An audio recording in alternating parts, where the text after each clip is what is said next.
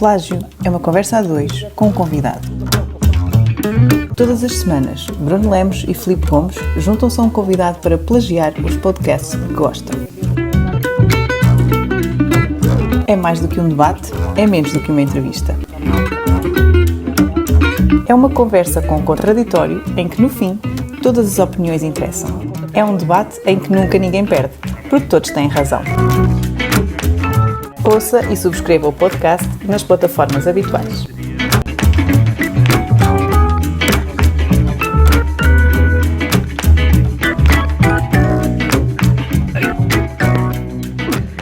Ora, boa noite, caros companheiros desta aventura que é o Plágio.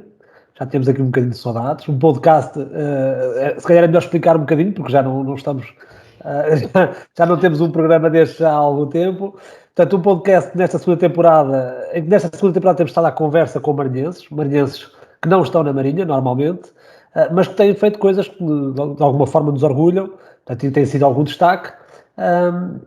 E é com esses marinhenses que nós temos estado nesta segunda temporada. Faz, curiosamente, fez esta semana, um ano que iniciámos esta aventura, na altura com o nosso amigo Frederico Barosa. Se bem se recordam, um fã da CMTV, porque achava satisfatório, não era? Estar a ver a CMTV.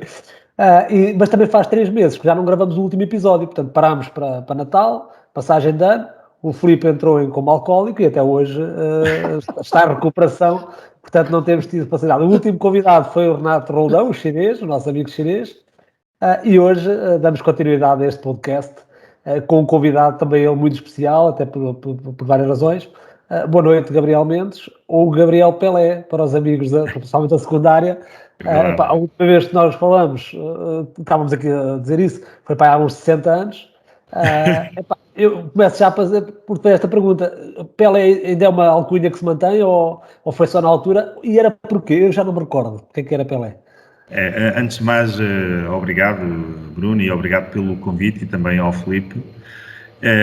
O Pelé, no fundo, era pela minha, digamos, potencialidade e extrema habilidade para jogar futebol, que eu acho que era muito pouca.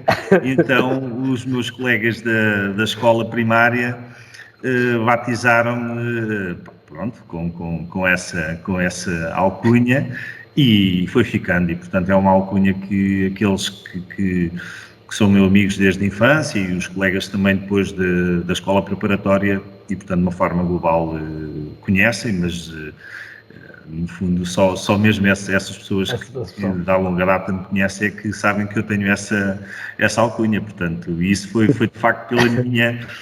Devia de ser um excelente jogador de futebol, que eu acho que não, muito potencial. Olha, e diretamente desta semana, diretamente da Biblioteca Nacional Vernadsky, da Ucrânia, né? Em homenagem ao povo corajoso da Ucrânia, temos aqui o nosso convidado especial, o nosso enviado especial, Filipe Gomes. Filipe, tendo em conta estas últimas semanas, o Covid era para meninos. O que é que tu achas? Pois isto tem sido uma viagem vertiginosa. Têm sucedido coisas que nenhum de nós pensaria que aconteciam, não é? E muito sinceramente espero que fique por aqui, embora não anteveja. Acho que o futuro vai ser um bocado complicado, mas pronto, temos que também manter algum sangue frio e alguma esperança que as coisas possam melhorar e darmos o nosso contributo para que isso possa acontecer, obviamente. E de qualquer maneira, deixa-me dizer que eu não conhecia o Gabriel e, portanto, também boas-vindas ao Gabriel e obrigado por ele ter aceitado o nosso convite. E dizer-te que passou um ano, de facto, desde que iniciámos o Plágio, e de facto isto tem sido proporcional à qualidade. O meu prazer tem sido proporcional à qualidade das pessoas com quem temos falado. Algumas delas que, de facto, eu também não conhecia e que tive o privilégio e o gosto de conhecer. E, portanto, e o Gabriel, obviamente, é bem-vindo e também por isso eu lhe agradeço. Não é? E esse é mais um dos fatores deste programa ser tão especial. Estamos a falar de uma pessoa, ele já nos vai explicar um bocadinho melhor isso, mas que de alguma forma é responsável e está ligado diretamente a cerca de 50 medalhas, estamos a falar de medalhas de campeonatos da Europa, campeonatos do mundo, olímpicos há relativamente pouco tempo, quer dizer, a gente já vai falar um bocadinho melhor sobre isso, mas que é treinador, portanto é sancionador de ciclismo, e que Selecionador nacional. Selecionador nacional, e que na realidade eu penso que pouca gente tem essa noção que nós temos um marinhense com este currículo. Gabriel, tu és de Albergaria, penso eu, portanto é lá que nasce. Vou ser um bocadinho mais preciso. Mais preciso. Então, eu sou especificamente de uma terra que se chama Moinho de Cima, que eu não quero estar em erro. Já tem uma placazinha que diz Moinho de Cima, mas durante muitos anos nunca teve placa. Acho que só recentemente é que tem uma placa a dizer Moinho de Cima. Portanto, o Moinho de Cima é uma pequena... É um bocadinho difícil de delimitar quando começa o quê e acaba o quê. Portanto, mas isso é um bocadinho também a nossa cidade e as aldeias e portanto, as pequenas localidades em torno da nossa cidade é um bocadinho assim. Muitas vezes, para quem não é da Marinha Grande, não conhece muito bem onde é que começa o quê e acaba o quê. E, portanto, o Moinho de Cima começa, portanto, se nós passamos à Albergaria, à escola da Albergaria, portanto, tem ali uma estrada a seguir à escola que é uma reta, portanto, a partir daí, essencialmente, dessa reta mais à frente, começa o Moinho de Cima e vai terminar antes de chegar àquilo que é a Pedrolheira, que é, no fundo, a Pedrolheira está antes de Picassinos, digamos assim. E, portanto, o Moinho de Cima fica aí nessa zona... O gueto da Pedrolheira. É o enclave. Sim, mas é verdade, é um bocadinho daquilo que é a nossa cidade. Olha, estávamos aqui a fazer as contas de cabeça, né? 47 anos, a residir em Oliveira do Bairro. Tu resides, ou seja, a tua residência atual é Oliveira do Bairro, é isso? Não, é assim, portanto, a minha esposa é de Oliveira do Hospital. Ok. Mas o meu tempo reparte-se muito entre Oliveira do Hospital, Lanadia, que é onde, portanto, se encontra o nosso velódromo nacional, portanto, que é uma infraestrutura que provavelmente a nível nacional a maioria dos portugueses não sabe que nós temos, portanto foi um velódromo construído, portanto, em Sangalhos, mais concretamente em Sangalhos, portanto, no final de 2019 foi quando foi finalizada a construção. Esse velódromo, portanto, foi construído aqui através da Câmara Municipal de Anadia, com apoios do Estado e portanto, fundos europeus, porque eles pretendiam recuperar a antiga pista de Sangalhos, pista de ciclismo, e depois houve a oportunidade de avançarem para um projeto diferente e fizeram um velódromo, e muito bem, portanto é a única infraestrutura que nós temos para a prática de ciclismo de pista, naquilo que é o ciclismo de pista atualmente em termos atuais, uma pista coberta, 250 metros de madeira, com os declives que estas pistas normalmente têm, cerca de 12, 13 graus na reta, 42 graus nas curvas, e portanto o meu tempo é muito aqui no centro de alto rendimento e é onde eu estou hoje, porque vim para cá para fazer trabalho de controle de treino de atletas do projeto olímpico e portanto estou aqui hoje e amanhã, e portanto é assim a minha vida é um bocadinho entre Oliveira do Hospital, Marinha Grande também, porque não consigo cortar com,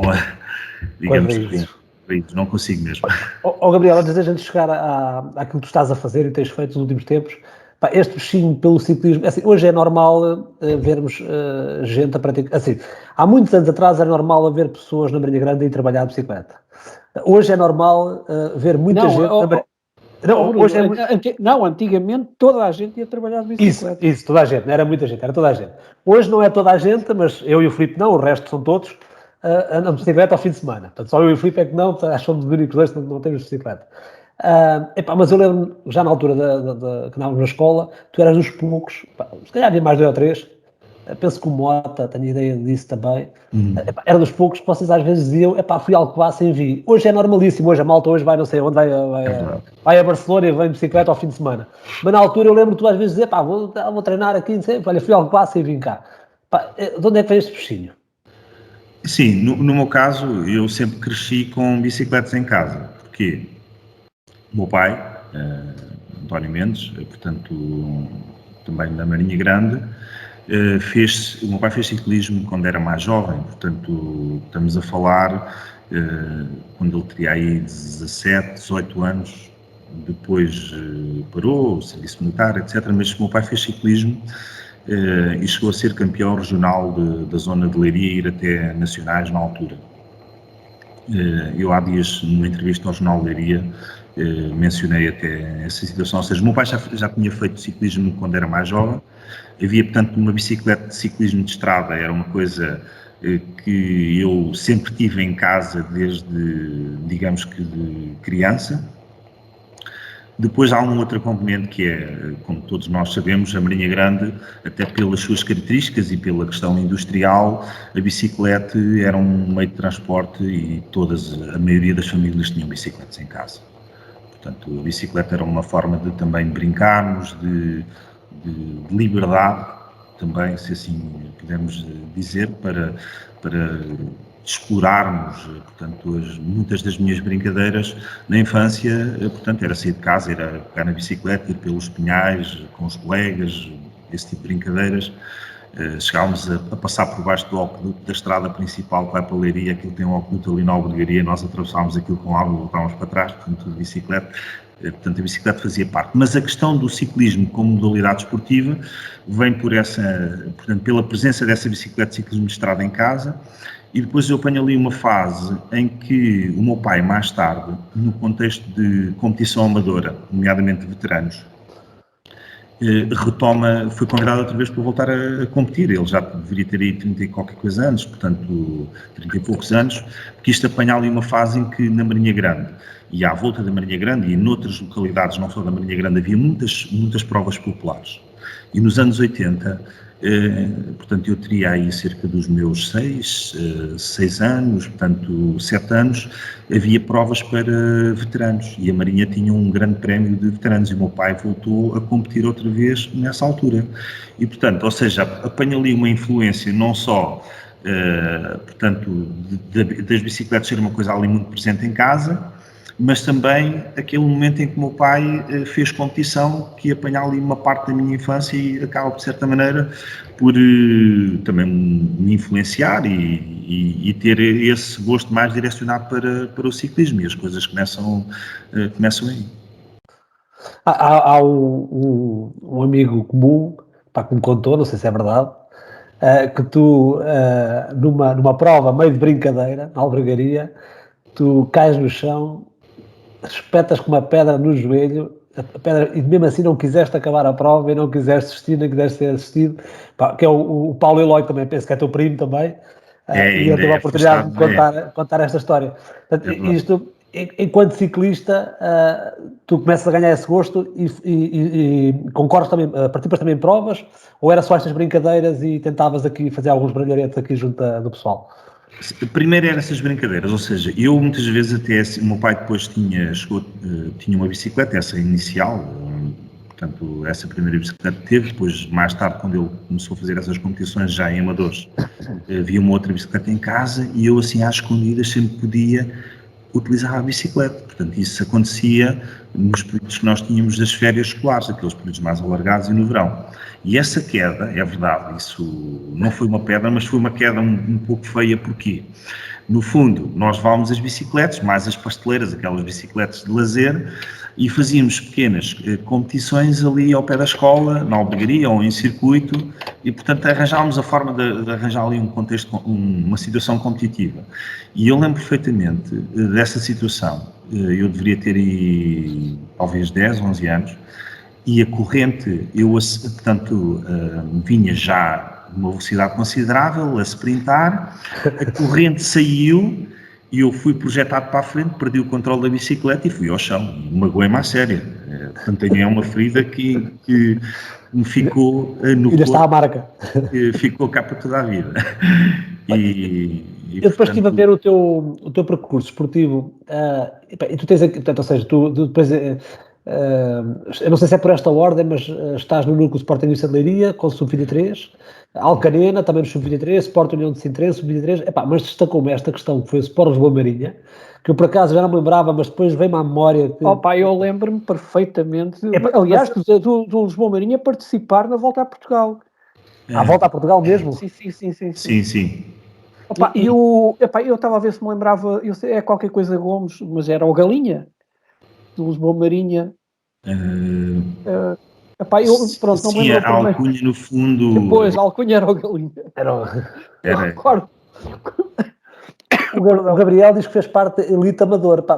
Explica-nos Sim, lá eu vou isto, porque explicar. elite amador, esta é estranho, não é? Sim, mas como é que isso funciona. eu vou explicar isso. Portanto, eu quando comecei a fazer ciclismo de competição já comecei tarde, digamos assim, ou seja, o que acontece? Nós, no fundo, a Marinha, não tínhamos, no contexto do ciclismo para jovens, pelo menos no meu tempo não havia equipas, portanto, da minha geração, os atletas que, no fundo, conseguiram ter essa oportunidade competitiva nas categorias júniores, portanto, que é a categoria antes de chegar aos sub-23, e os sub-23 depois elite, foi o Fernando Mota, que era um moço ali da Ordem, e o irmão também. Havia um outro rapaz que era o Paulo Paes da Vieira de Leiria. Portanto, eles chegaram a competir nessa altura em equipas da categoria júnior, tiveram um processo de formação que eu acabei por não ter. Eu, no fundo, comecei a competir, digamos que nas provas mais populares, provas populares e algumas delas não federadas. A maioria delas eram provas que nós chamávamos piratas. Eu recordo nessa altura, no verão, nós tínhamos aí um conjunto de 12 a 14 provas ali na região, não só da Marinha Grande. A Marinha Grande era a Horda, era no Casal Galego, era a Volta aos Sete, essa, portanto, também chegou a ser uma prova não federada, mas, portanto, onde vinham profissionais competir. Circuito da Moita também? Na Moita, na Martingança, depois na Maceira também havia umas duas, na do Barbas, para a zona de Leiria, na Amor, em Montreal, eram bastantes competições. E, portanto, como eu não estava integrado num clube, portanto, ia muitas vezes até de forma individual ou com colegas, amigos, nomeadamente o Mário Pires, que era um moço, portanto, um meu amigo e que também, de certa maneira, introduziu no ciclismo, ou pelo menos iniciei várias competições com a ajuda dele, ia com ele às competições e eu competia também. E depois, a partir daí, é que surgiu a oportunidade de eu começar no Clube Sporting de Leiria. E, portanto, o clube onde eu tive com competitividade mais elevada foi em Sintra. Portanto, depois tive uma queda, deixei o ciclismo e fui estudar. Tomei uma opção, fui estudar Ciências do Desporto à Universidade da Beira Interior e a questão do Sport Lisboa e Marinha surge nessa fase. Quando eu estava a estudar, portanto, eu já tinha deixado aquilo que seria o ciclismo mais a sério, portanto, nessa categoria de sub-23 na altura em Sintra. Eu depois voltei a correr em elites amadores no Sport Lisboa e Marinha. Ok, portanto, é essa parte final. Eu recordo, não sei se é da altura do Gabriel, que era o Terminorma, Sport Lisboa e Marinha Terminorma. Não é da minha altura. Pois. Eu estava aqui a ver se me recordava, era o Álvaro Gomes, o famoso Galinha, o Álvaro Gomes. Sim. E nós, na brincadeira, dizia-se que ele andava sempre com um alfinete nos calções, porque Exato. Ele nunca acabava as provas, porque furava sempre. Não, eles tinham os alfinetes por causa das queimbras, portanto, para se picar. Mas portanto, o Sport Lisboa e Marinha, com o patrocínio da Terminorma, portanto, tiveram uma equipa profissional que chegou a fazer volta a Portugal. Portanto, mas isto temos que recuar aos anos, salvo erro, não quero estar em erro, finais dos anos 80. Finais dos anos 80. Antes de entrar aqui pelo teu percurso também de formação, mas e também de treinador, sancionador, eu ia passar aqui para a irritação do Gabriel. Gabriel, tu estás irritado, assim, é com os arrumos, não é com a marquise do Ronaldo, certeza absoluta, mas é com os arrumos em particular. Fala-nos um bocadinho da tua irritação. Eu sei que é um bocadinho mais do que isso, mas fala-nos um bocadinho da tua irritação. A minha irritação, no fundo, e agora este ano, com as eleições, ainda não sei se tem a ver com este período do Covid ou não, veio mais ao de cima. Portanto, como vocês sabem, quando há atos eleitorais, nós pelo menos vamos votar aqui as pessoas do Conselho da Freguesia da Marinha Grande e daqui exceto Vieira de Leiria, não é? Penso não estar a cometer nenhuma moita. E São Pedro também E São Pedro, vamos votar portanto, à escola Guilherme Stephen. E então, eu sempre que vou lá votar, este ano, por acaso, entrei pela porta principal. E, portanto, foi assim, no fundo, recordar um bocadinho o passado. E isto deve ser também pela minha... Deve ser a minha... Como é que eu direi? Eu estou sempre a avaliar o contexto à minha volta. E então, quando eu entrei, comecei a caminhar, eu assim, isto não é possível. Aquele piso ali, aquele piso inicial da escola, quando nós vamos atravessar, digamos, pelo caminho mais curto para os blocos de aulas, deve ser o mesmo piso Ora bem, eu entrei lá, eu tinha 10 anos, portanto deve ser o mesmo piso de há 37 anos atrás. E eu assim, bem, se não tenho cuidado ainda vou ter aqui algum pé, porque o Alcatrão já desapareceu e aquilo está tudo, portanto, ia recuar. É só brita. E quando começo a olhar à minha direita, porque quem se recorda bem, do lado direito era o telheiro, o abrigo das bicicletas, e aquilo, mesmo na minha altura, estava sempre cheio. Eu ainda me recordo de ir para a escola de bicicleta. E, portanto, olho para a minha direita e não há o telheiro, mas há, digamos que, o espaço da manutenção e dos rumos, etc. Fiquei um bocadinho decepcionado e triste, confesso. Fiquei triste porque, para mim, não estar lá ao espaço das bicicletas é recuar para trás.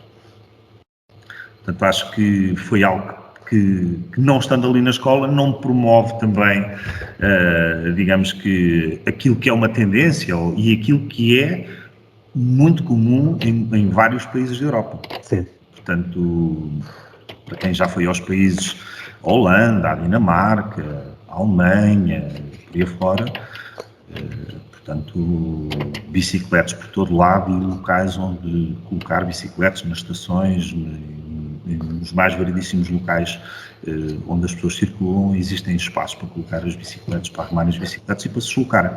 E, portanto, não estar ali o telhado das bicicletas, para mim, sob o ponto de vista cultural até, acho que é um retrocesso. E fiquei triste, e de certa maneira irritado, porque acho que aquilo devia de estar lá. Ó Filipe, tu que és um menino dado às bicicletas, eu vejo-te aí horas e horas de volta das bicicletas. Tens passado ali pela ciclovia, certamente, a Estrada da Nazaré, que é ali perto. Como é que tu vês aquele fluxo brutal de gente naquela ciclovia, direito ao estádio, e do estádio para a Marinha, da Marinha para o estádio? Como é que tu vês isso?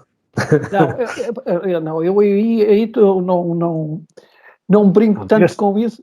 É assim, eu acho que nós às vezes... Não digas que tu não vês lá ninguém. Não, vejo lá muita gente. Não, mas não é isso. Eu acho que nesse aspecto, eu aqui há uns anos, quando fizeram a ciclovia da Marinha para São Pedro, achei-me a parvoíce. E achei-me a parvoíce porquê? Porque na altura não havia praticamente ciclovias, isso era quase uma... Em Portugal não havia praticamente nada. E eu, nas minhas melhores memórias, é evidente o uso da bicicleta, porque a bicicleta era um meio de transporte por excelência. Nós íamos para a praia de bicicleta, nós nas férias andávamos de bicicleta para aqui, para todo lado. Eu, durante as férias, cheguei a trabalhar no correio, a entregar telegramas e, portanto, ia de bicicleta, à albergaria, ao Pilado, cheguei a ir à Martinense de bicicleta levar telegramas. E, portanto... E eu tinha na minha cabeça que todas as estradas que havia paralelas à estrada de São Pedro, à estrada principal, eram excelentes sítios para andar de bicicleta. A reta de Pedrianos, ou outra reta, a reta das Paredes, e portanto eu achei que estar ali a fazer uma ciclovia que era um bocado parvoíce.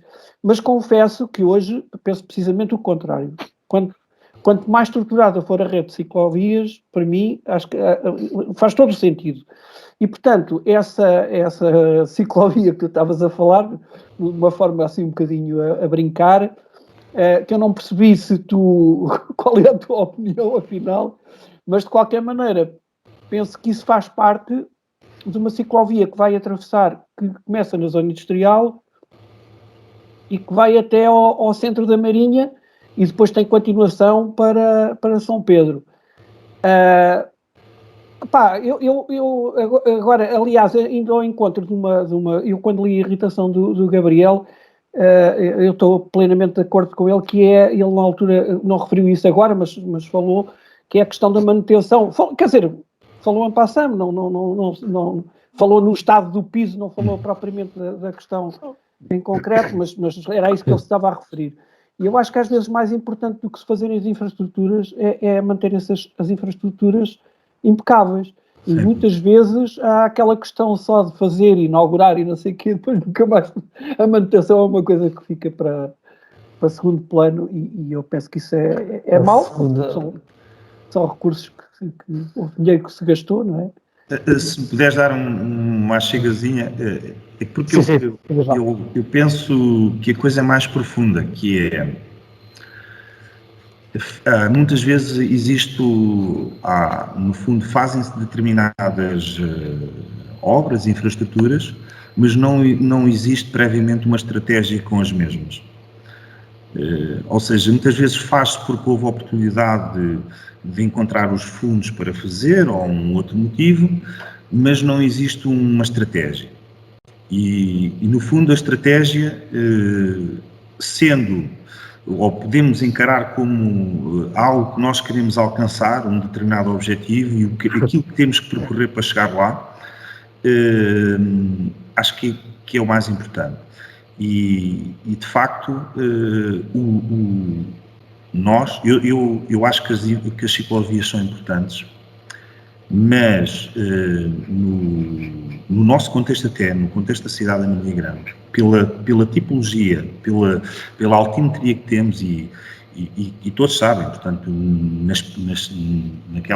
na maioria das indústrias, lá em muitas fábricas, sempre houve os locais e as pessoas deslocavam-se de bicicleta. Portanto, eu cresci assim, nesse contexto. Não todas, mas muitas. Mas nós tínhamos condições para ter uma estratégia de ciclovias com o sentido digamos que, da utilização da bicicleta não apenas no contexto do lazer ou do desporto de lazer, mas no contexto digamos que da mobilidade urbana. As pessoas se deslocarem. Exatamente, para a mobilidade urbana. Sem necessidade de, como existem muitas cidades, de haver projetos específicos para terem as bicicletas. Não, as bicicletas existem na Marinha Grande. As pessoas é que têm que ter condições para as poderem utilizar. Portanto, essa é um bocadinho a minha perspectiva. Não levantes já tudo o que tens para dizer para o final, senão... Ok, pronto, mas tem mais para dizer sobre isso. Mas antes, sim, diz lá.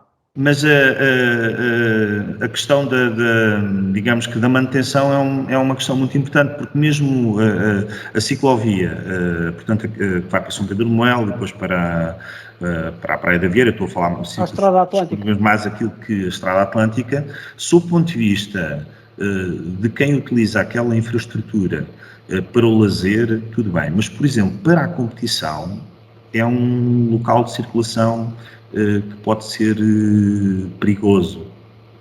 Perigoso porquê? Porque a limpeza, que muitas vezes não é feita regularmente, o piso não está preparado para as velocidades, por exemplo, quem faz competição ou quem faz o ciclismo já numa forma, digamos que com outro grau de intensidade, a infraestrutura acaba depois não estar preparada para isso, e até porque circulam ali várias pessoas a vários ritmos e acaba por ser, no fundo, mais um perigo que pode potenciar a ocorrência de acidentes e provavelmente poderia... É bom termos a infraestrutura, se não tivéssemos era pior, mas poderíamos até ter de forma diferente. Olha, antes de chegar aqui à parte mais competitiva, eu recordo-me que tu tinhas um hobby na altura, não sei se ainda o mantens, que era a apicultura. Ainda tens abelhas? Não. Como é que sabes isso? Eu lembro-me, a minha memória é muito seletiva, eu digo já. É muito seletiva. E confirmei, é verdade, que tu gostavas mesmo disso, eu tinha uma ideia de si, e claro. Não é verdade. Ainda mantenho a apicultura. Devo ter aí cerca de, provavelmente, umas 20 colmeias por aí. Mas confesso que o meu pai é uma grande ajuda nessa atividade, e tenho as colmeias na Marinha Grande. E o meu pai dá uma ajuda, mas é de facto uma atividade que eu gosto muito, que mete também ali mais em contacto com a natureza e portanto é uma atividade que requer também, de certa maneira, que haja um certo saber de operar com aquilo que são as abelhas e respeitar aquilo que é a dinâmica do enxame, e que isso requer portanto, uma certa tranquilidade e um certo cuidado, e eu gosto muito de, quando tenho tempo, de estar ali, de as observar, de acompanhar a evolução. É uma coisa que me fascina e, portanto, ainda mantenho. Eu, se quiseres, eu desafio-te, pões aqui uma caixa ao pé da minha casa, que é perto da tua, não é muito longe. Sim. A única coisa, e eu deixo-te aqui pôr as caixas que tu quiseres, só tens é que me sustentar a casa com mel, porque isto é um consumo de mel aqui significativo aqui nesta malta. Portanto, se quiseres pôr caixas em algum sítio, podes pôr aqui. Eu posso, no fundo, e não tenho qualquer problema, em dar-te as condições para que tu possas ter o teu próprio mel e portanto... Fazer uma sociedade mais o Filipe. Filipe, queres alinhar comigo? Fazer mel? Não. Para já aqui em casa, a minha mulher tem pavor às abelhas. Ela vê uma abelha e fica... Mas as abelhas ficam aqui deste lado. Temos um problema muito complicado e que nos está a afetar muito a apicultura, que é a questão da vespa asiática. Olha, isso é uma irritação do Filipe. O Filipe anda irritadíssimo com isso. Não sei, Filipe, se queres lançar aqui a tua petição. E que está fortemente implantada aqui na zona, na zona da Marinha Grande. Aliás, a Albergaria é uma zona de muitos produtores de abelhas, não é? Porque eu sempre tive essa ideia. E aqui por trás... Sim, estou a dizer no passado, provavelmente. Produtores de abelhas ou produtores de mel? Produtores de mel. Porque eu recordo, mesmo agora, quando faço aqui algumas caminhadas aqui no Pinhal, aqui para a zona da Fonte das Bruxas, vê-se vários sítios com caixas. Sim, existem. Eu não serei o único a ter colmeias aí na zona, ok? Mas na albergaria, quando eu era adolescente e criança... Portanto, havia ali 2 ou 3 pessoas que tinham ovelhas, e havia um apicultor, não sendo profissional, tinha já uma certa dimensão. E, portanto, essa pessoa deixou, e as outras pessoas que tinham ovelhas, que eram... Portanto, atualmente não têm. E a pessoa que é meu vizinho, que é o Sr. Salvador, portanto, cito já o nome dele, foi ele que meteu o bichinho das abelhas, porque ele tinha ali. Portanto... Nunca sabe. É um hobby que eu recomendo a quem tem esse gosto, que recomendo, que é muito bom e também é importante para o equilíbrio do ecossistema. As abelhas são importantes. Olha, Filipe, não queres lançar a tua petição por causa da vespa velutina, mas tu tens aqui uma outra irritação, que é o estacionamento à retaguarda. Explica-nos lá como é que tu te chateias como é que tu te chateias tanto com isto? Estacionamento à retaguarda. Eu tenho muitas irritações com o trânsito, é uma coisa. Eu acho que quanto mais velho eu estou, pior estou pior. Mas pronto, tenho que fazer algum esforço aqui de contenção. O que é que me irrita ultimamente, e cada vez vejo mais isso, que é as pessoas estacionarem, quando há um estacionamento perpendicular à via, estacionarem de marcha atrás. E isto, por acaso, o plágio até nesse aspecto, até para mim, até está a ser pedagógico, porque eu estava convencido que isso até nem era permitido. E, portanto, há coisas que nos irritam, mas afinal até são permitidas. E eu recordava-me de quando tirei a carta, já no século passado, nós, uma das principais manobras que fazíamos era estacionar entre 2 carros mas paralelos à via, portanto, ou seja, chegávamos ao carro, abrimos o sinal para a direita, chegávamos ao carro da frente, não é? O que vinha atrás, como via o espaço em aberto, parava, que era para nós fazermos marcha atrás e estacionarmos marcha atrás. E também aprendi que a marcha atrás é uma manobra perigosa que só se deve realizar de forma auxiliar ou como recurso. Pronto. Isto era o que eu tinha na minha cabeça.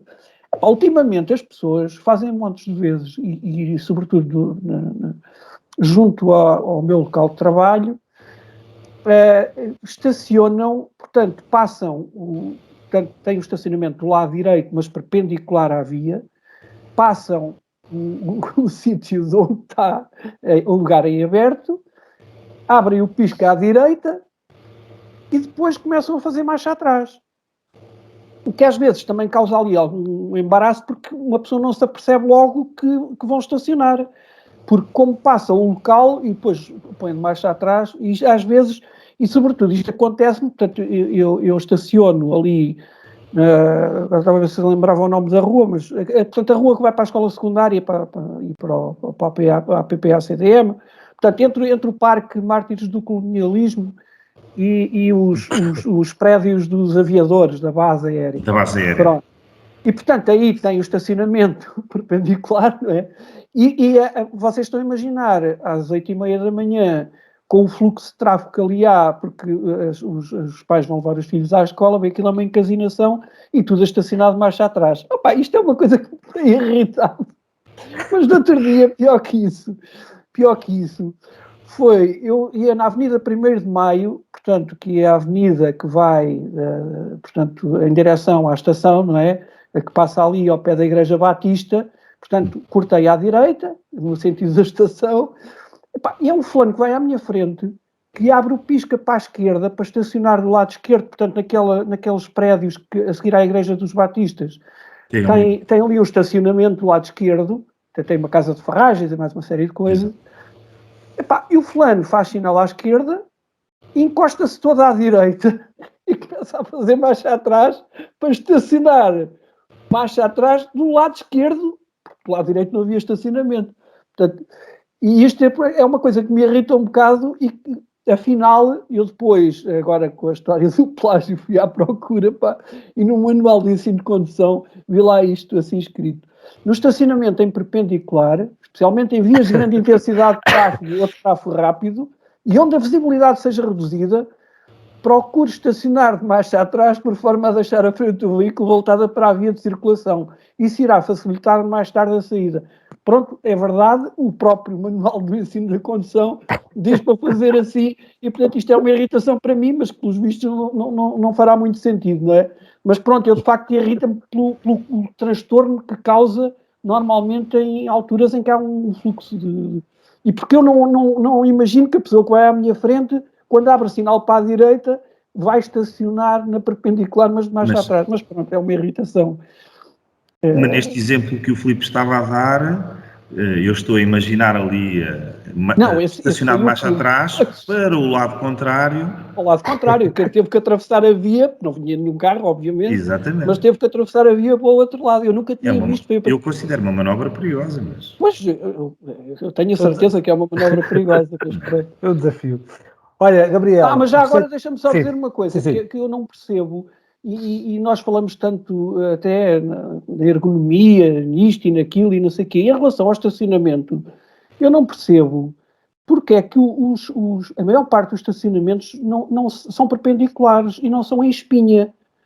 Ou quando estou a falar em espinha, em vez de serem a 90 graus, serem a 45 ou o que for. Porque a 90 graus ninguém consegue estacionar. Os carros não fazem 90 graus. Se tiverem 2 carros, não é? Não consegues fazer 90 graus. E eu nunca percebi porque é que os estacionamentos continuam a ser feitos sempre na perpendicular. Eu sei que assim se ganham mais espaços de estacionamento, é verdade. Porque se calhar nas pontas é capaz de se perder ali qualquer coisa. É um lugar, provavelmente.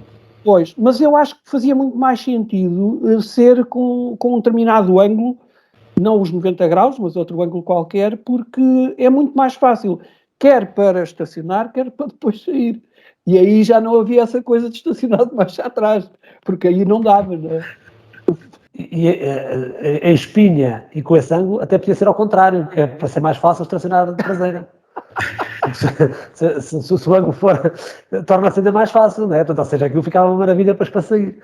Olha, vamos aqui então tentar perceber como é que o Gabriel chega aqui a um percurso de alto rendimento e de alta competição. Portanto, o Gabriel já há pouco tinha dito, portanto, que vai estudar Educação Física e entras no mercado de trabalho como docente, como professor de Educação Física, né? Portanto, e como é que daqui, é lógico que há esta paixão tua pelo ciclismo, está bem, mas há muita gente que tem outras paixões e não passa a ser selecionador nacional dessa paixão, não é?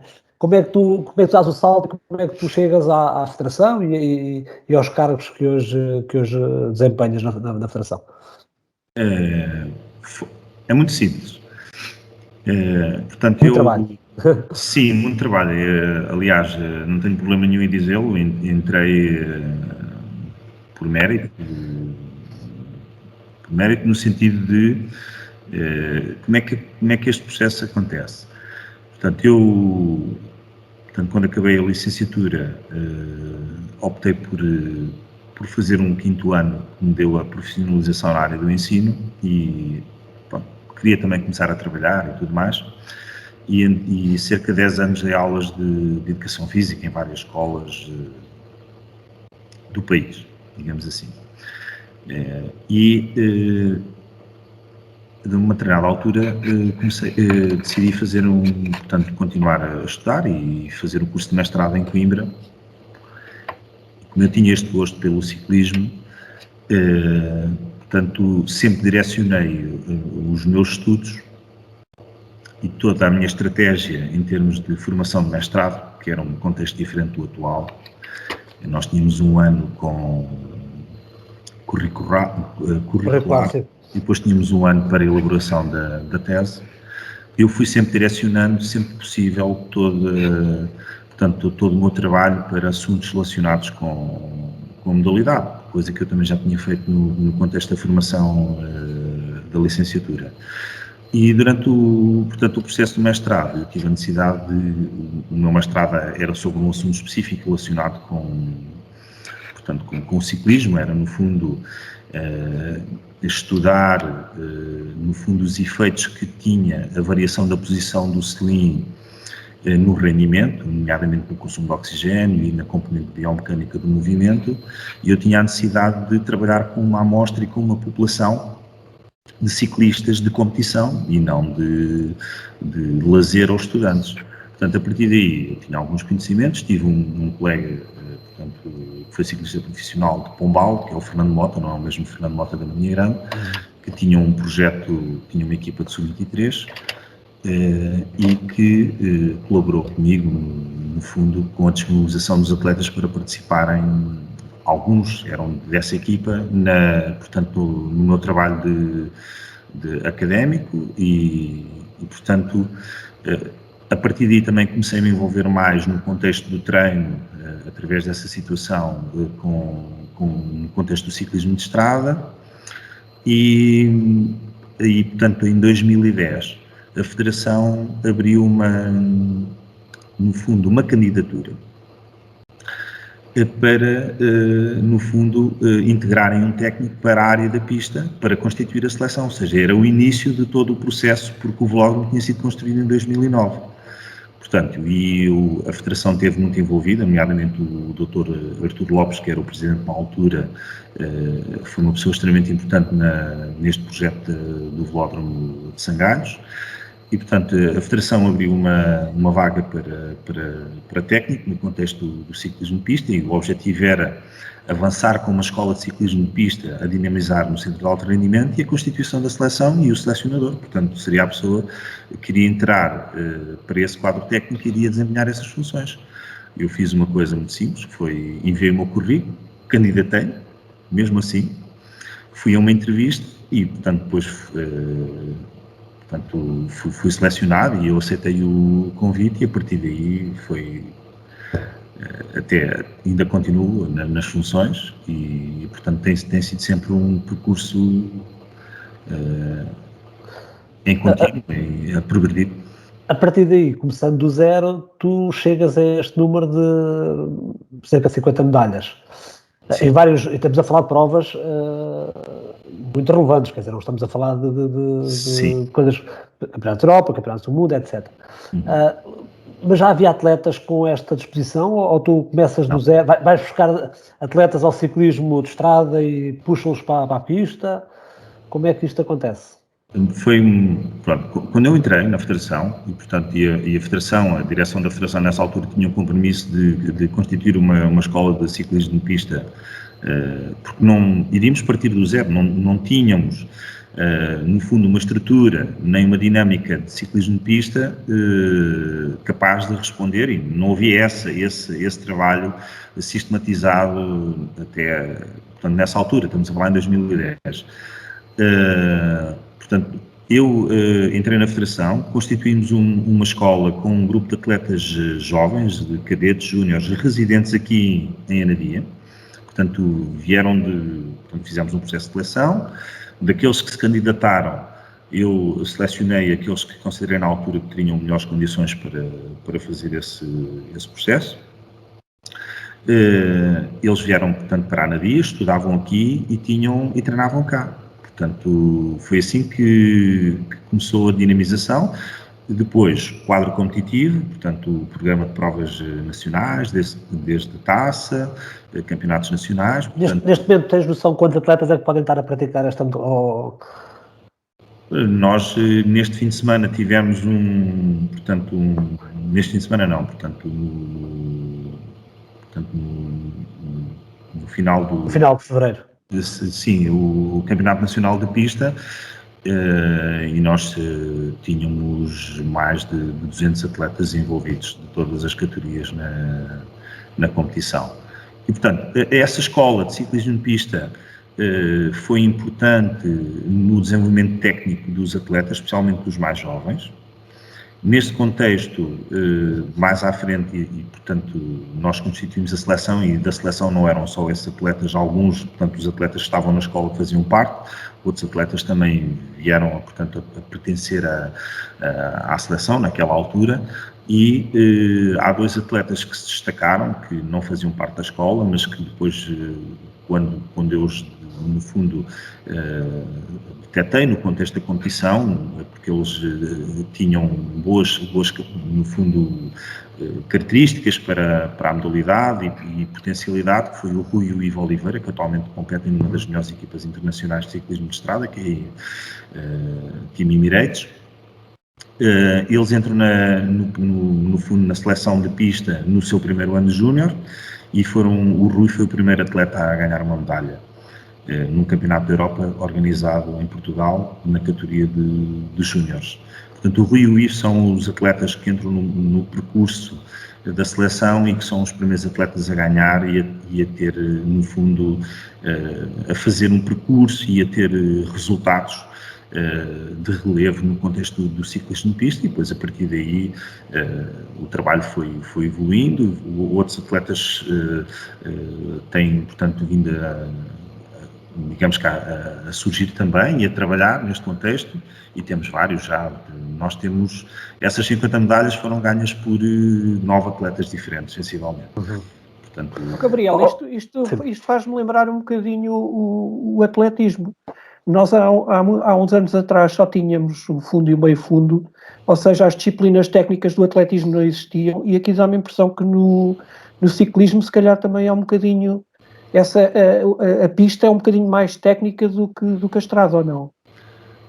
Ambas as disciplinas têm as suas características próprias, portanto a pista tem sim, mas a pista, especificidade, sim. Sim, eu peço desculpa, mas a pista para já envolve a infraestrutura, coisa que a estrada, quer dizer, a estrada precisa. Está ao nosso alcance. Exatamente. Pronto. Ou seja, tudo aquilo que tem a ver com outro tipo de envolvimento e de infraestruturas e de preparação, se calhar tivemos que começar do zero, não é? Sim, o Bruno perguntou uma coisa e de onde é que os atletas vêm? Portanto, nós tivemos que fazer opções, ou seja, nós não tínhamos tradição em ciclismo de pista. A pista como disciplina do ciclismo de pista, tem duas grandes áreas, tem a velocidade e tem a endurance. Portanto, existem provas que são de características, portanto, são provas de velocidade, que são classificadas tendo em conta as suas características de provas de velocidade, são eventos de muito curta duração, que têm atletas que participam nessas provas com um determinado tipo de características. Nós não tínhamos esse tipo de atletas. Onde é que nós poderíamos recrutar? Atletas da estrada que pudessem fazer a componente de endurance da pista. E, portanto, nestes últimos anos, a nossa aposta tem sido o desenvolvimento do ciclismo de pista por via das disciplinas de endurance.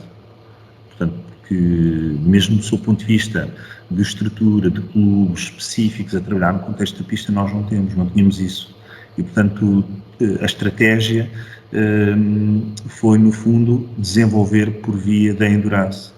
E, portanto, a pista é uma disciplina. Neste momento, nós apostamos muito na endurance e temos atletas que fazem o ciclismo de pista e que fazem a estrada também, fazem as duas disciplinas.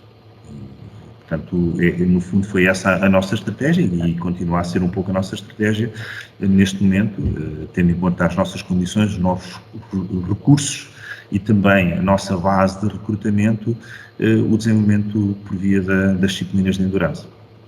Esta pista tem outro tipo de utilização ou é específica apenas para a bicicleta? Não, portanto, o centro Tu falaste em madeira, não é? Portanto, ou seja, é uma pista suspensa, a pista em si é uma pista em madeira que é só utilizada para o contexto do ciclismo de pista. A infraestrutura, que é o centro de alto rendimento da Anadia, é um centro que acolhe outras modalidades, não só o ciclismo de pista. Portanto, este é o centro também de trabalho para a ginástica, portanto, desde a artística, rítmica, trampolins, etc. Portanto, tem aqui, no fundo, todo o equipamento necessário para trabalhar em contexto de alto rendimento, o judo e a esgrima. Portanto, são as 4 modalidades que são residentes neste centro de alto rendimento aqui em Anadia. Isto é curioso, nós já tivemos aqui alguns convidados ligados ao desporto, tanto ao atletismo como ao judo também, e temos falado um bocadinho nisso, que é cidades, como certamente a Anadia e a própria Marinha Grande, que podendo investir alguma coisa, mas não é preciso assim tanto, conseguem ser muito fortes em modalidades menos conhecidas, não é? Porque, ou seja, quando a Anadia avança para uma estrutura dessas, sabe que à partida se calhar vai haver 2 ou 3 no país dentro de não sei quantos anos, não é? E nós falámos isso aqui, por exemplo, por causa da patinagem de velocidade, que é a mesma coisa, que também há muito poucas infraestruturas, portanto as poucas cidades que fazem esse investimento têm um destaque muito grande. E tu falas aí mais uma série de modalidades, a questão da esgrima, a questão da ginástica, etc. Parece-me que é uma aposta muito interessante e nós temos falado aqui várias vezes nisso. Mas tu tens falado de atletas masculinos, mas a atleta, e aí eu peço desculpa, aliás, eu já te pedi também pessoalmente, nós perdemos um bocado a noção disto. Nós temos muitos marinhenses a fazer coisas muito interessantes e para mim estar ligado ao ciclismo não foi uma surpresa, como é lógico, porque eu sabia que tu gostavas, mas em 2021 tu estás ligado a um diploma olímpico, portanto, através da Maria Martins, penso eu. É um marinhense com destaque nos Jogos Olímpicos. Tu também tens muitas atletas femininas também? Houve ali uma fase em que eu tive a responsabilidade não só da seleção de pista, mas também da seleção feminina. Atualmente não tenho, digamos que, a orientação da seleção feminina, mas a Maria Martins é uma atleta que já trabalha no contexto da seleção desde a categoria júnior e depois eu comecei a trabalhar com ela especificamente, mais concretamente no trabalho da preparação e de tudo mais. Portanto, é uma atleta que trabalha comigo já há vários anos e, de facto, a nossa primeira participação no contexto do ciclismo de pista nos Jogos Olímpicos aconteceu nos Jogos de Tóquio e foi através da participação feminina e foi a Maria Martins que representou o país e portanto, foi a nossa primeira vez e fazer um diploma olímpico numa competição com um nível como é o ciclismo de pista e o concurso de ómnio, de facto foi espetacular, mas é algo que, portanto, vínhamos a trabalhar também digamos que já há uns anos, mas a Maria esteve muito bem, estivemos muito bem e, de facto, é algo que nos orgulha bastante. E, portanto, este conjunto de atletas não são só atletas masculinos, também há atletas femininos envolvidos. Temos também a Daniela Campos, agora mais recentemente a Beatriz Rocha, e nos masculinos temos vários, e alguns deles, portanto, bem conhecidos no contexto do ciclismo de estrada, o João Matias, o Yuri Leitão. E temos outros mais jovens, como o Rodrigo Caixas, foi campeão da Europa o ano passado na disciplina de secretos, o Diogo. Portanto, já temos vários atletas, e, portanto, mas temos muito trabalho ainda a fazer, temos muito trabalho pela frente. Eu costumo dizer que nós atingimos um resultado ou atingimos um conjunto de resultados é difícil, mas mais difícil é depois manter-nos cá em cima e temos muito trabalho pela frente. Olha, eu vou recuperar aqui um bocadinho as tuas dicas do princípio, porque nós temos que começar por algum lado e muitas vezes é pelos nossos hábitos diários, para arranjar mais gente que goste de bicicleta. Tu queres assumir aqui o pelour do urbanismo, no fundo é para promover aqui o uso da bicicleta. Fala-nos um bocadinho sobre aquilo que tu farias se assumisses, não sei se és uma pessoa que acompanhas muito estas questões da política, mas se assumisses aqui este pelour do urbanismo, o que é que farias a bem da nossa cidade? Sim, eu vou puxar aqui um bocadinho as coisas mais para a minha área, né, digamos claro. Assim, para as bicicletas, mas penso que, tendo em conta aquilo que são as características da nossa cidade, da Marinha Grande, acho que, para além das ciclovias que temos num contexto fora da cidade, digamos, ou mais fora da cidade, tínhamos todas as condições para ter uma rede de ciclovias que podia progredir, ou seja, no fundo essa rede poderia estar nas principais, digamos que, estradas que dão acesso à cidade. Hoje fala-se tanto nas questões da poluição, e, portanto, tudo o que está associado às questões energéticas, e eu acho que é importante avançar-se nesse sentido, ou seja, a cidade ter um planeamento que considere a presença o espaço de circulação de bicicletas, e não só bicicletas, também os passeios adequados para... E promover isso vem um bocadinho àquilo que era a minha irritação, que é nós... para termos uma política que responda, digamos que a vermos bicicletas nas cidades, precisamos ter uma rede de infraestruturas. E eu considero que isso não é só questão de ter projetos específicos como existem no país, com bicicletas que estão disponíveis para as pessoas deslocarem de um lado para o outro. Isso provavelmente, se calhar, é muito importante em meios onde há muitas pessoas a deslocarem-se de outros países e precisam pontualmente de um transporte. No contexto nosso, Marinha Grande, as pessoas têm as bicicletas em casa. Precisam é das infraestruturas. Precisamos que, quando se constrói uma estrada, que esteja previsto que existe mais 1 metro para colocar uma ciclovia, por exemplo, e que existem espaços para as deixarem quando chegamos aos serviços públicos ou às empresas, e muitas empresas têm um espaço para colocar as bicicletas, e nas escolas também. E as bicicletas têm que conviver com os carros de uma forma harmoniosa. Não temos que criar espaços próprios de uma forma muito demarcada, na minha opinião, só para a circulação de uma coisa ou da outra. Eu, quando era jovem, e fazia a estrada da Albergaria, e o Bruno sabe isso, ia muita vez de bicicleta para a escola. Quando terminava as aulas, eu não tinha que estar à espera do autocarro. Poderia ir para casa ou poderia ir para o outro lado. Eu fazia o percurso da Albergaria pela estrada, ali, portanto, Petrolheira, direito à Marinha Grande ou para a Boa Vista, e nós podíamos levar à questão, mas precisamos ali de um espaço bem delimitado por causa das questões da segurança. E nessa altura eu recordo-me e as pessoas têm isso muito presente, a quantidade de caminhonetas de transporte de materiais, de vidro, etc., que circulavam. E as estradas eram bem mais estreitas do que aquilo que são agora. E tínhamos a estrada e depois tínhamos ali cerca de 50 centímetros que eram os paralelos, que era aquela bermazinha. Portanto, tecnicamente era muito mais difícil. Mas a questão é que, para termos um projeto, para termos as bicicletas, e que eu considero que elas são importantes não só sob o ponto de vista portanto, da utilidade para as pessoas se deslocarem e utilizarem a bicicleta como meio de transporte, mas também até como uma promoção de um estilo de vida saudável para a saúde. O que é importante é, quando planificamos uma infraestrutura, uma estrada, etc., a gente também considera que ali vai nascer um espaço para as bicicletas e para os peões. E, portanto, isso é uma opção e é uma visão. E ter essa visão é ter essa estratégia, e depois é preciso fazer acontecer. E acho que nós temos muita dificuldade em fazer acontecer. E, portanto, acho que isso é possível. Filipe, nós temos condições na Marinha Grande para ter uma cidade com ciclovias, porque não existe muita altimetria, é muito fácil deslocar.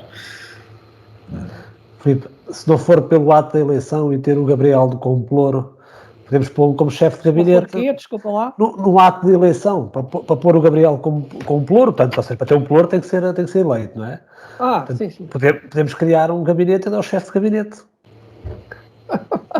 Estás sempre a arranjar problemas. O que tu achas? Eu acho que sim. Então, já é mais ou menos um. O Gabriel se calhar não está a perceber, mas se calhar fazia... Era para ver se o Filipe explicava, mas o Filipe não quer explicar, o Filipe está envergonhado. Não, eu explico facilmente. Não, é que o atual Executivo Municipal, portanto, que resultou do último ato eleitoral, portanto, todas as pessoas que estavam na lista de candidatos à Câmara, neste momento, fazem parte não do Executivo, obviamente, não foram eleitas, mas fazem parte dos gabinetes de apoio à presidência e à restante variação. E, portanto, o que o Bruno estava a mandar aqui uma boca indireta, que era, arranjava-se mais um lugar para o Gabriel. Olha, Gabriela, homens, mulheres, mas tu também tens outro projeto que é os Paralímpicos. Sim. Também tem tido excelentes resultados. Fala-nos um bocadinho também deste projeto aqui dos Paralímpicos. Sim, eu não sou selecionador paralímpico, é o José Marques, mas tendo em conta, no fundo, aquilo que são as minhas valências e a minha área de formação, dou o meu contributo na preparação desses atletas. Temos vários, dois deles estiveram nestes últimos jogos, que é o Luís Costa e o Telmo Pinão. E, portanto, temos outros atletas mais, já existe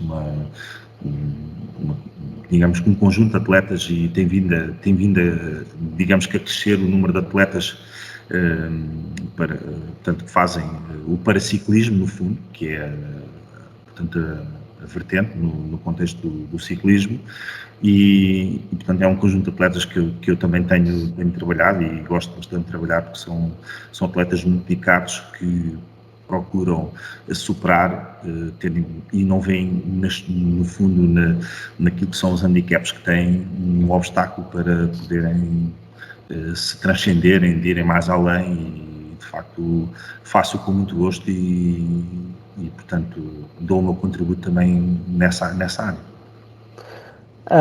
Eu não podia deixar passar aqui uma provocação também de um amigo teu, que é o Sérgio, que te pediu para tu explicares aqui um bocadinho como é que foi a experiência de andar de moto com a moto da irmã do Sérgio Lameiras, não sei se te recordas. E o Sérgio... Ela fez esta pequena provocação, tipo... O Sérgio é o meu colega de escola primária, amigo de infância. Ele é que ia a conduzir. Pois. Não era ele. Nós vínhamos todos... Mas isto foi uma boa aventura. Foi uma boa aventura, tivemos uma entrada na valeta mesmo junto à porta dele. Portanto, ele não viu bem a trajetória. Eu também, como tenho um bocadinho mais de porte, uma estatura mais elevada, ele não conseguiu controlar a moto, e nós entramos, tivemos uma saída de estrada mesmo ali em frente à porta dele. Já passaram uns bons anos. Olha, Filipe, o Ploro, tu queres assumir ao Ploro do polígrafo? Epá, eu quero o Ploro do polígrafo. E isto é engraçado porque nós estamos esta história das redes sociais, e já não vivemos sem elas. Desculpa lá, uma das culpas, nós não sabemos todos o que é que se passa com o Gabriel, é que ele nem sequer Facebook tem, pá. Este homem no Facebook tem. Então, o homem, quer dizer, não há hipótese. Desculpa mas pelos vistos o Facebook é para os velhos, não é? Portanto, pois é, agora é o Instagram e o Twitter. Pronto.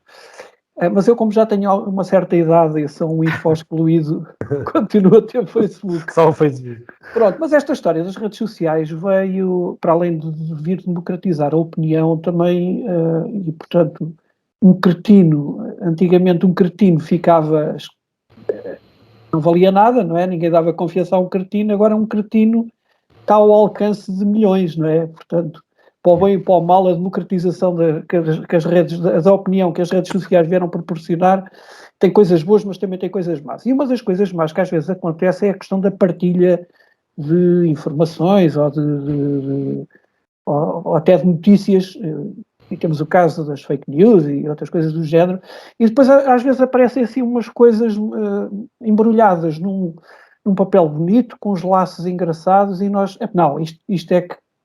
E o polígrafo às vezes faz-me lembrar um bocadinho isso. O polígrafo, eu tenho visto muita gente a partilhar coisas do polígrafo porque partem do princípio, quando o polígrafo diz que está correto, é porque está mesmo correto.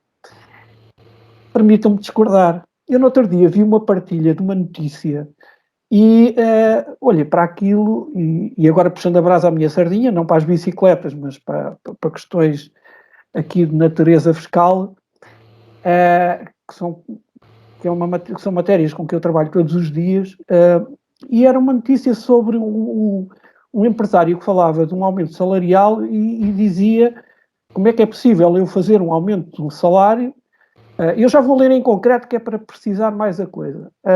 Se eu, para pagar este salário, vou ter um encargo, vou ter que pagar não sei quanto. E, portanto, isto era o argumento para não... quase para justificar que não se pode pagar salários muito altos porque a carga fiscal é muito grande. E houve logo uma série de malta amigos meus do Facebook e amigos pessoais que partilharam e toda a gente, pois isto é impossível e tal, e não sei o quê, e como era do polígrafo a coisa estava resolvida. E eu permiti-me olhar para aquilo e discordar porque vi que havia ali um problema que não estavam a negligenciar uma questão que era extremamente importante. E o que é que eu fiz? Como bom cidadão, fui à procura do e-mail do polígrafo, mandei para lá o mail a dizer que achava que aquilo tinha um erro e, portanto, que a publicação que eles tinham feito tinha ali um problema e, portanto, no sentido até de contribuir para a credibilidade deles, que punha aquilo à consideração. Responderam-me no mesmo dia a dizer que iam pôr à consideração lá da redação e até hoje ainda não obtive qualquer resposta. E o mais engraçado é que no dia em que eu mandei o e-mail foi no mesmo dia em que na SIC, penso que é à segunda-feira, que eles costumam passar alguns factos e, portanto, nessa segunda-feira passaram precisamente isto. E eu, quando olhei para aquilo, disse assim, mas isto não é verdade, por cima mandei um mail e eles continuam a passar isto. Pronto, a questão é a seguinte, o que é que está em causa? Isto é a notícia do próprio que está lá no polígrafo, no site. O post não é de agora, mas já foi partilhado mais de 13 mil vezes no Facebook. O autor é Pedro Tanger, um conhecido empresário que decidiu explicar o porquê de ser tão difícil pagar 2.700 euros aos trabalhadores. Entre contribuições, taxas e impostos, sobra desse salário bruto um total de 1.700 euros para o funcionário no final de cada mês, sendo que a empresa tem de pagar cerca de 3.400 euros. Será mesmo assim? A pergunta é do polígrafo.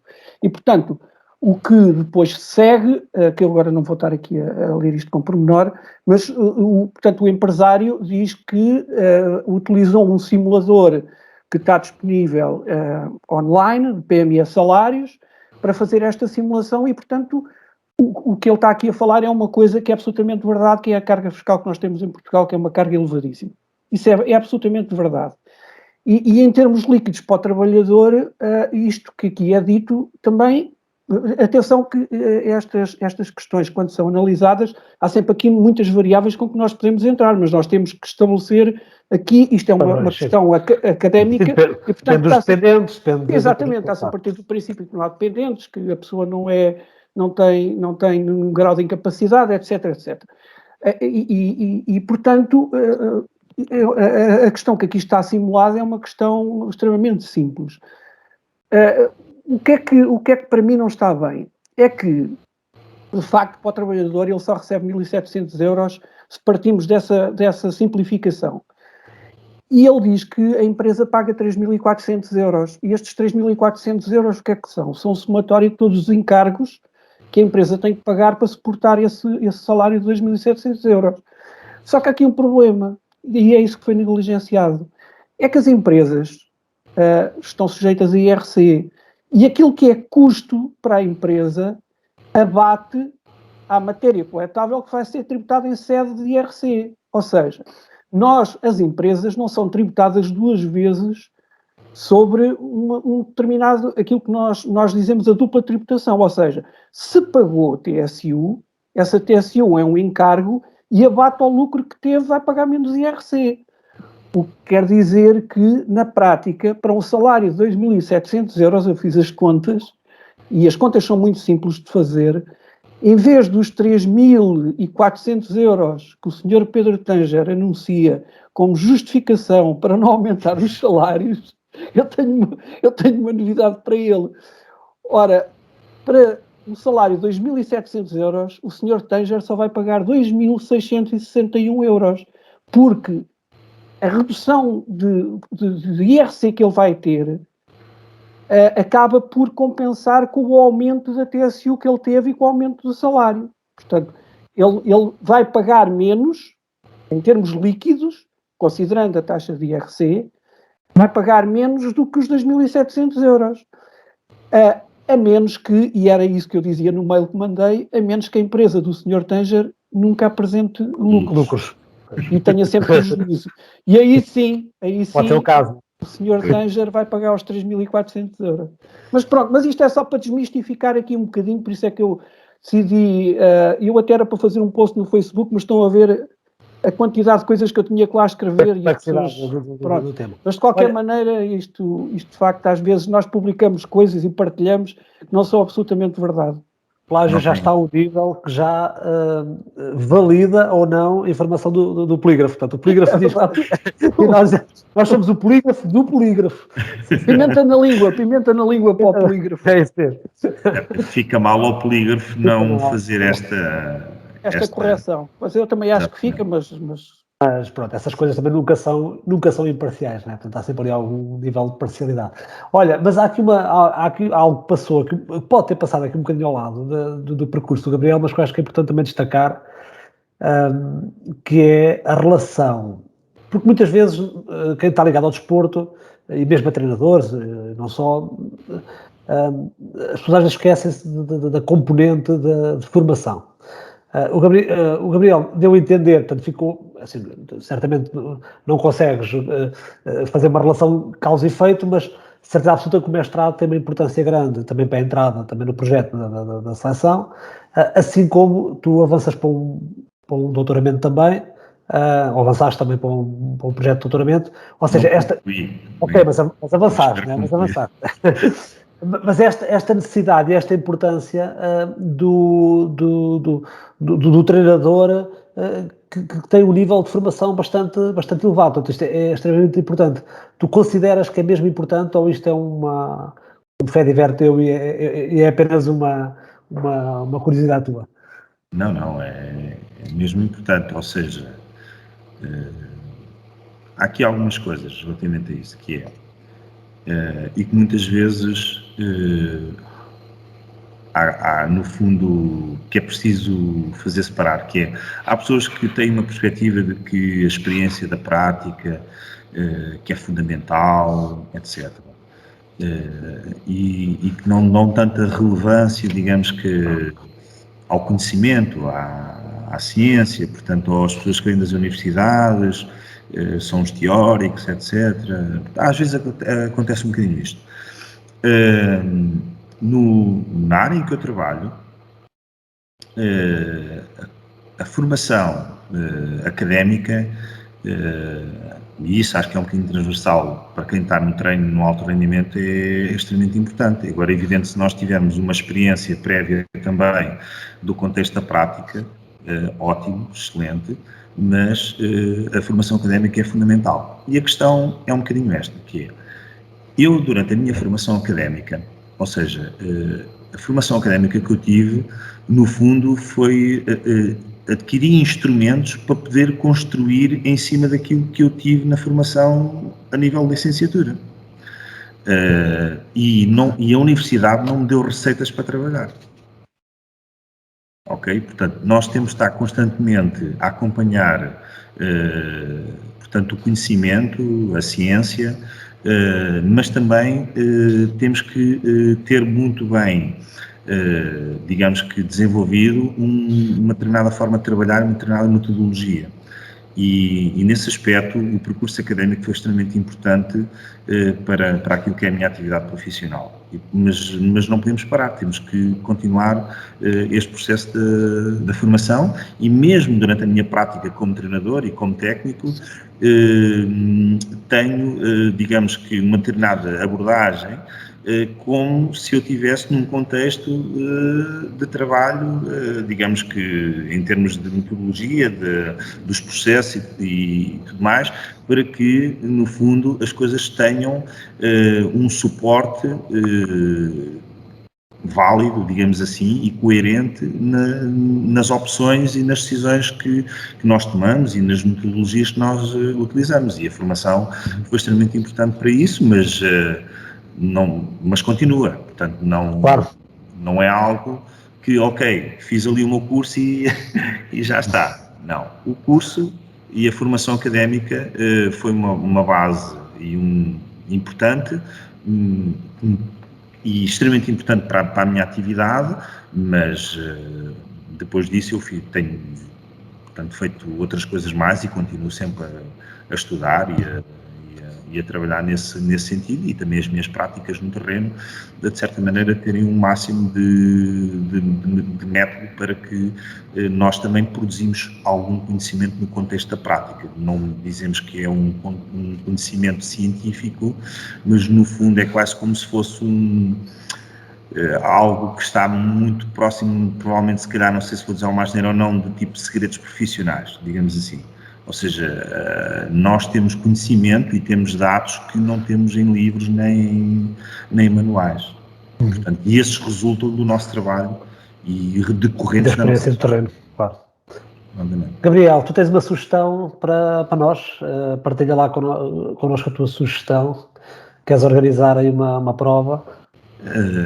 Já falámos um bocadinho dela, mas partilha lá connosco. Era um repto, no fundo, uma sugestão e um desejo. Gostaria que a Volta ao Sete, que era uma das provas, se não das mais emblemáticas que o nosso concelho tinha, que voltasse à estrada e voltasse num formato para os mais jovens, para a formação, e também para os elites, para os profissionais. Ela, a partir de uma determinada altura, foi uma prova que homenageava, no fundo, os atletas que ganhavam a Volta a Portugal e que depois vinham no final da época correr à Marinha Grande, mas a prova tem uma tradição anterior a esse momento, é mais antiga. Eu não sei precisar desde quando, mas a Marinha Grande sempre foi uma terra com ciclistas, alguns deles que participaram provavelmente nas primeiras voltas a Portugal. E no fundo, essa minha sugestão e desejo também seria termos de novo a Volta ao Sete e no fundo toda aquela envolvência que a Volta ao Sete tinha, que era, no fundo, as pessoas irem para a estrada ver o ciclismo, irem para a Mata Nacional, que aquilo, portanto, ali quem via a prova na altura, portanto, no dia 5 de outubro, repleto de gente, pela minha experiência no ciclismo, provavelmente não deveria de haver poucos circuitos a nível do país com esta afição e com esta envolvência da população ali na competição. Tu ias ver a Volta ao Sete, Filipe, antigamente? Opa, eu tenho um problema com a volta ao chat de 1996, Ainda, pá. porque no dia 5 de outubro de 96, e graças à volta ao chat, eu cheguei atrasado ao meu casamento. Porque eu casei em São Pedro, e então a estrada estava cortada, tive que ir para Brunhosa. Mas o Filipe tinha outras opções. Pá. Eu acho que, Gabriel, eu acho que era um sinal. Foi Estava ali, era um sinal. desculpa. Foi desculpa. Ai, Jesus. Filipe, nós estamos a chegar ao fim do nosso programa, mas falta aqui a sugestão também do Filipe. Filipe, tens aqui uma sugestão, tem a ver com a data, também com a época. Tem a ver com a época e com o contexto. Eu confesso que tenho andado um bocado... Eu penso que andamos todos um bocado preocupados e amargurados com aquilo que está a acontecer. E nós estamos na Quaresma, eu sou católico, e esta época deste tempo que se vive de preparação para a Páscoa é um tempo de alguma introspeção e de tentarmos mudar o rumo da nossa vida naquilo que está menos bem. E, portanto, o meu desafio, a minha sugestão, e é no contexto atual que vivemos, porque nós às vezes pensamos que não podemos fazer nada porque não somos nós que estamos no comando das nações, não somos nós que temos o poder, mas de facto nós podemos fazer muita coisa, a começar por nós, e pelo nosso contexto familiar, e pelo nosso contexto de trabalho, e por todos aqueles que nos rodeiam, e portanto, se nós conseguirmos fazer a paz com esses que estão à nossa volta, com certeza que isso também se vai replicar e vai multiplicar, e é o que eu mais desejaria nesta altura, era que as coisas terminassem rapidamente e que aquele povo não sofresse como está a sofrer. E às vezes, já agora deixa-me só acrescentar isto, às vezes eu não sou contra as pessoas no Facebook ou nas redes sociais falarem destes assuntos, porque eu acho que é importante falar, mas tudo o que seja para... A violência tem que ser condenada, e eu acho que devemos condenar a violência, seja a que título for. Isso para mim é inegociável. Não vou discutir quem é que tem culpa ou quem é que não tem. Não vou discutir isso. E acho que nos devemos de abster, porque a partir do momento em que começamos a fazer isso, de certeza absoluta que vamos começar aqui em picardias com outras pessoas. Eu tenho evitado ao máximo fazer isso, embora me cause alguma confusão a posição que algumas pessoas tomam, e portanto o que eu sugiro é que de facto isto comece por nós e com alguma contenção da nossa parte. Olha, então eu vou aproveitar as duas dicas. A minha sugestão é assim, tinha que ser hoje, portanto, ou seja, que é o voltarmos a andar de bicicleta no dia-a-dia. Eu, curiosamente, tenho feito mais vezes, no último ano, provavelmente, tenho feito mais vezes. Não às vezes que gostaria, como é lógico, mas vou-me esforçar mais, Gabriel, para andar mais de bicicleta.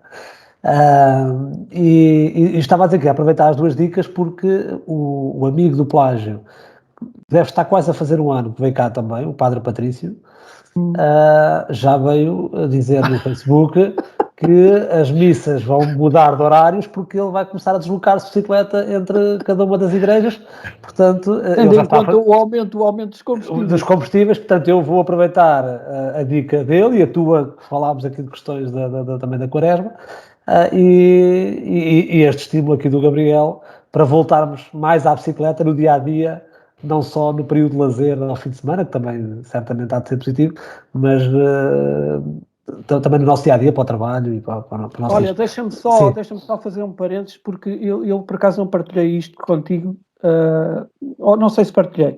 A primeira vez que ouvi falar do Gabriel, que foi há pouco tempo, e foi na sequência de uma entrevista que ele deu, eu penso que foi a seguir aos Jogos Olímpicos, ao Jornal de Líria, não foi?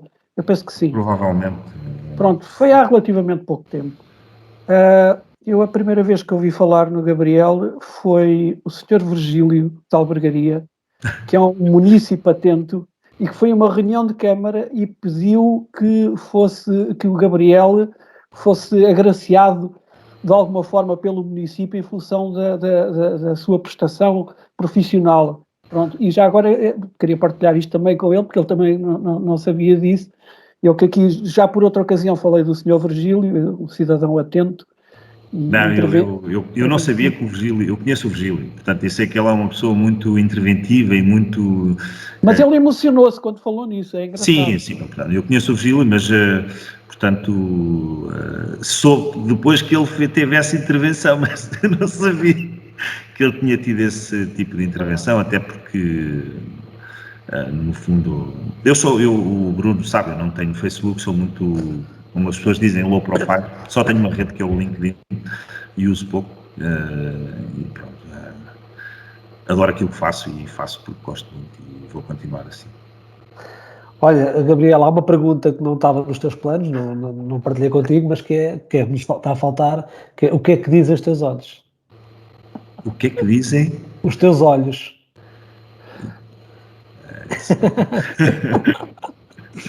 É para finalizar aqui o nosso programa, se queres deixar aqui uma mensagem para finalizar mesmo. Neste momento, não sei, mas nos últimos dias tenho sentido, sinceramente, um pouco mais preocupado com esta situação atual e triste, porque eu lido com, portanto, tenho colegas e viajo muito por inerência do meu trabalho e da profissão, portanto, aquilo que eu desejo é que a gente mais rapidamente tenha paz e que esta situação que estamos atualmente a presenciar que tenha um fim e que haja, no fundo, paz para a Ucrânia, para o povo ucraniano, porque, de facto, é um momento muito triste este que estamos a atravessar. E a mim custa-me... Estou a sentir isto muito porque eu estou habituado a nós, quando entramos, por exemplo, no contexto de ciclismo de pista, num velódromo, nas provas internacionais, temos ali todas as nações e no fundo, no contexto esportivo, estamos ali todos a competir, mas a competir com respeito e com tudo mais, e quando estamos a viver esta situação, de facto, é muito perturbador. E, no fundo, todos os dias penso nesta situação e espero que isto acabe o mais rápido possível e acabe para acabar com esta guerra que não faz sentido. Muito obrigado, Gabriel. Muitos parabéns pelo teu percurso e pelos resultados que tens obtido para Portugal e para a nossa cidade, para a Marinha Grande. Obrigado, Filipe, pela partilha de mais este plágio com os marinhenses que nos vão seguindo, já temos saudades. E claro, muito obrigado a todos vós que nos acompanham. Para a semana cá estaremos novamente com mais um plágio e certamente com um excelente convidado para a semana. E muito obrigado a todos. Obrigado, um abraço para nós e para todos. Obrigado.